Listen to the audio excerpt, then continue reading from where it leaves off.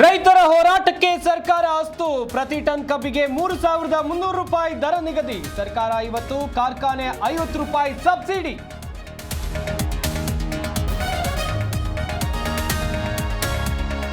CM ನಿರ್ಧಾರಕ್ಕೆ ಕಬ್ಬು ಬೆಳೆಗಾರರ ಸಂತಸ. ಪ್ರತಿಭಟನಾ ಸ್ಥಳದಲ್ಲೇ ಜಯ ಘೋಷ, ಸಂಭ್ರಮ. ಟವೆಲ್ ಹಾರಿಸಿ ಹಸಿರು ಸೇನಾನಿ ಖು.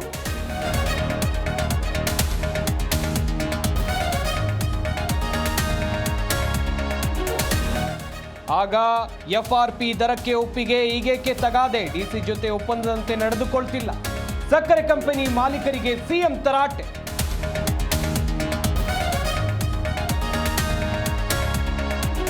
ಹತ್ತರಗಿ ಟೋಲ್ ಬಳಿ ರೈತರಿಂದ ಕಲ್ಲು ತೂರಾಟ. 6 ಜನ ಪೊಲೀಸರಿಗೆ ಗಾಯ, ಆಸ್ಪತ್ರೆಯಲ್ಲಿ ಚಿಕಿತ್ಸೆ.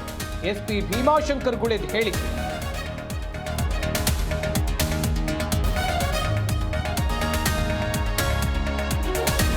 ವ್ಯಕ್ತಿ ಬದುಕಿ ಬಂದು ಪವಾಡ. ಅಂತ್ಯಕ್ರಿಯೆಗೆ ಸಜ್ಜಾಗಿದ್ದ ಕುಟುಂಬಸ್ಥರಿಗೆ ಸಂತಸ.